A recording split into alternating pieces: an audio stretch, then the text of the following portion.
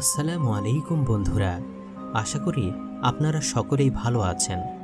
প্রিয় দর্শক, আজকের এই ভিডিওতে আমরা আলোচনা করব যে কিভাবে শিশু হজরত ইসমাইল আলাইহিস সালামের পায়ের আঘাতে জমজম কূপ সৃষ্টি হয়েছিল এবং মক্কার ধুধু মরুভূমিতে কিভাবে জনবসতি গড়ে উঠেছিল সে সম্পর্কে একটি বিস্ময়কর সত্য ঘটনা, যা শুনে আপনি বিস্মিত হয়ে যাবেন। তাই পুরো ঘটনাটি বুঝতে ভিডিওটি একবারে শেষ পর্যন্ত দেখবেন।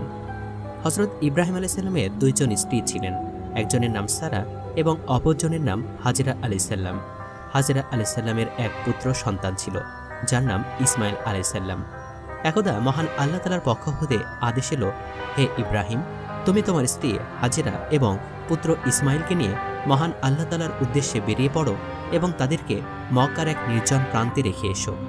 মহান আল্লাহ তাআলার এই আদেশ আসবার সঙ্গে সঙ্গে হজরত ইব্রাহিম আলাইহিস সালাম তার স্ত্রী এবং পুত্রকে নিয়ে বেরিয়ে পড়লেন। হজরত ইব্রাহিম আলাইহিস সালাম দুজনকে নিয়ে সাফা ও মারোয়া পর্বতের মাঝে পৌঁছে গেলেন। সেখানে তখন কোনো মানুষের বসবাস ছিল না। হজরত ইব্রাহিম আলাইহিস সালাম তাদেরকে কিছু খেজুর এবং একটি পানির পাত্র দিলেন। এরপর তিনি ফিরে যেতে লাগলেন। হজরত হাজেরা আলাইহিস সালাম ইব্রাহিম আলাইহিস সালামের হাত ধরে বললেন, আপনি আমাদেরকে এভাবে ফেলে কোথায় যাচ্ছেন? এখানে না আছে কোনো খাবার, না আছে কোনো থাকার জায়গা, আমরা এখানে কিভাবে থাকব? হাজেরা আলাইহিস সালামের কথা শুনে ইব্রাহিম আলাইহিস সালাম চুপচাপ ছিলেন। হজরত হাজেরা আলাইহিস সালাম বারবার জিজ্ঞেস করতে লাগলেন, কিন্তু ইব্রাহিম আলাইহিস সালাম তারপরও চুপচাপ ছিলেন। এরপর হজরত হাজেরা আলাইহিস সালাম জিজ্ঞাসা করলেন, এটি কি আল্লাহ তাআলার হুকুম? তখন ইব্রাহিম আলাইহিস সালাম হ্যাঁ সূচক মাথা নাড়লেন। তখন হজরত হাজেরা আলাইহিস সালাম বললেন, যদি মহান আল্লাহ তাআলার এটি হুকুম হয়ে থাকে তবে তিনি নিশ্চয়ই আমাদের হেফাজত করবেন। এরপর হজরত ইব্রাহিম আলাইহিস সালাম সেখান থেকে চলে আসলেন আর তিনি মহান আল্লাহ তাআলার কাছে দোয়া করলেন, ইয়া মহান আল্লাহ তাআলা, এখানে না কোনো খাবার আছে, না কিছু পান করার মতো আছে। আমি আমার পুত্র ইসমাইল এবং আমার স্ত্রী হাজেরাকে সেখানে রেখে এসেছি সম্পূর্ণ আপনার ওপর ভরসা করে। হে আমার আল্লাহ তাআলা, আপনি তাদেরকে খাবার এবং পানি পান করার ব্যবস্থা করে দিন, যাতে তারা আপনার শুকরিয়া আদায় করতে পারে। হজরত হাজেরা আলাইহিস সালামের কাছে থাকা পানি এবং খেজুর যখন শেষ হয়ে গেল, তখন শিশু ইসমাইল ক্ষুধা এবং পিপাসার যন্ত্রণায় কান্না শুরু করলেন। ছেলের এমন করুণ অবস্থা দেখে পানির খোঁজে হজরত হাজেরা আলাইহিস সালাম কখনো সাফা আবার কখনো মারোয়া পর্বত যেতে লাগলেন, যদি কোথাও পানির কোনো ব্যবস্থা করা যায় এমন আশায়। এইভাবে তিনি সাফা মারোয়া পর্বতের মাঝে দৌড়ে এসে পুনরায় তিনি ইসমাইল আলাইহিস সালামের কাছে আসতেন। সেখানে তিনি হজরত ইসমাইল আলাইহিস সালামকে মাটির ওপর শুয়ে রেখেছিলেন এবং তিনি তার আশেপাশে পানির খোঁজ করতে লাগলেন। পানির খোঁজে হজরত হাজেরা আলাইহিস সালাম সাফা এবং মারোয়া পর্বতের মাঝে 7 বার দৌড়ালেন আর সঙ্গে সঙ্গে মহান আল্লাহ তাআলার কাছে দোয়া করতে লাগলেন, হে মহান আল্লাহ তাআলা, আমি আপনার ওপর ভরসা করি, নিশ্চয়ই আপনি আমাদেরকে এই মুসিবতে একা ছাড়বেন না। মহান আল্লাহ তাআলা হজরত হাজেরা আলাইহিস সালামের দোয়া কবুল করে নেন এবং যেখানে শিশু ইসমাইল তৃষ্ণায় হাত পা ছুটছিলেন, সেখানে হজরত জিবরাইল আলাইহিস সালাম এসে উপস্থিত হলেন এবং একটি পানির ঝর্ণা সৃষ্টি করলেন। হজরত হাজেরা আলাইহিস সালাম সেই পানির ঝর্ণা দেখে অত্যন্ত খুশি হলেন। তিনি নিজে সেই পানি খেলেন এবং তার পুত্রকেও খাওয়ালেন। এরপর হজরত হাজেরা আলাইহিস সালাম সেই ঝর্ণার চারপাশে মাটি এবং পাথর দিয়ে বাঁধ দিলেন, যাতে সেটি গড়িয়ে না যায়। তখন হজরত জিবরাইল আলাইহিস সালাম হজরত হাজেরা আলাইহিস সালামকে বললেন, আপনি ভয় পাবেন না, খুব তাড়াতাড়ি আপনার স্বামী ইব্রাহিম এবং আপনার পুত্র ইসমাইলকে দিয়ে মহান আল্লাহ তাআলা পুনরায় কাবাঘর নির্মাণ করবেন এবং এটি সমগ্র দুনিয়ার মানুষের ইবাদতের কেন্দ্র হবে। এরপর মহান আল্লাহ তাআলা সেখানকার আশেপাশে খেজুর গাছের সৃষ্টি করলেন। হজরত হাজেরা আলাইহিস সালাম সেই খেজুর খেলেন এবং পানি পান করে মহান আল্লাহ তাআলার শুকরিয়া আদায় করলেন। পানি এবং খেজুরের কারণে সেখানে পশু পাখিরাও আসা যাওয়া শুরু করে। এর কিছুদিন পরের ঘটনা, একদা এক বিরাট বাণিজ্যিক কাফেলা মরুপথ হারিয়ে এদিক সেদিকে পথ অনুসন্ধান করছিল। ফলে তাদের সঙ্গে যে পানি ছিল তা নিঃশেষ হয়ে গিয়েছিল। এই কারণে তারা ভীষণ উদ্বিগ্ন হয়ে পড়ে।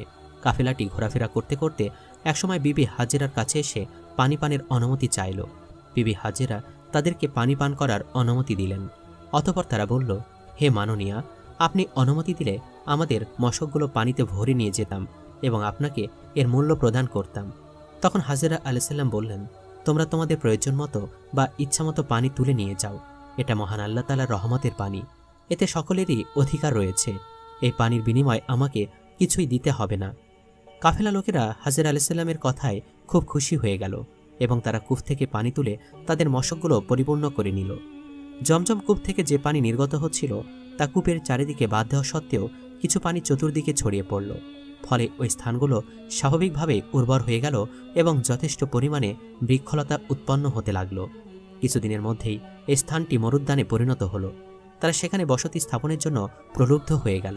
তাই তাদের মধ্যে অনেকেই হাজর আলাইহিসসালামের কাছে হাজির হয়ে বলল, হে মাননীয়া, আপনি সম্মত থাকলে আমরা এখানে বসতি স্থাপন করে বসবাস করব।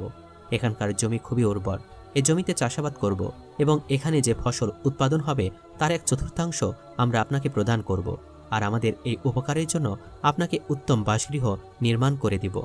এ বিষয়ে আমরা আপনাকে আরও প্রতিশ্রুতি দিচ্ছি যে যদি অনুগ্রহ করে আপনি আমাদের এই প্রস্তাবে রাজি হন, তাহলে আমরা এখানে যা কিছুই করি না কেন সব কিছুতেই আপনার অনুমতি ও উপদেশ গ্রহণ করব, আর আপনার অনুমতি ছাড়া আমরা কখনোই কিছু করব না এবং আপনাকে আমাদের মায়ের মতো মান্য করে চলব। বিবি হাজেরা তাদের এই প্রস্তাবে আনন্দের সঙ্গে রাজি হলেন এবং এই ধরনের কাজকর্ম শুরু করার অনুমতি প্রদান করলেন। বিবি হাজেরার এই অনুমতি লাভ করে তারা সেখানে ঘরবাড়ি নির্মাণ করে বসবাস শুরু করল এবং সেখানকার জমিতে চাষাবাদ শুরু করতে লাগল। চাষাবাদের ফলে উৎপন্ন শস্য এবং ফসলের 1/4 তারা হাজেরা আলাইহিসসালামকে প্রদান করত। সর্বোপরি তারা বিবি হাজেরার জন্য পাহাড় থেকে পাথর এনে সুন্দর একটি বাড়ি নির্মাণ করে দিল, আর বিবি হাজেরাকে তারা অত্যন্ত সম্মান ও মর্যাদা প্রদান করতে লাগল। সেখানকার জমি খুবই উর্বর ছিল বিধায় অল্প দিনের মধ্যেই সেখানে প্রচুর ফলমূল এবং শস্য উৎপন্ন হতে লাগল। এই খবর চারিদিকে প্রচারিত হওয়ার পর দেশ বিদেশ হতে ব্যবসায়ীগণ ক্রয় বিক্রয় করতে এখানে আসতে শুরু করল। ইতিমধ্যে সেখানকার অধিবাসীর সংখ্যা বৃদ্ধি পাওয়ায় নানা প্রকার বিদেশি পণ্য বিক্রির উদ্দেশ্যে আমদানি হতে লাগল। এভাবে ক্রমান্বয়ে এই শহরটি পৃথিবীর সেরা পবিত্র ও বিখ্যাত মক্কা নগরী নামে পরিচিত হয়ে গেল। তখনকার মানুষ বালতি এবং মশকের সাহায্যে পানি তুলত।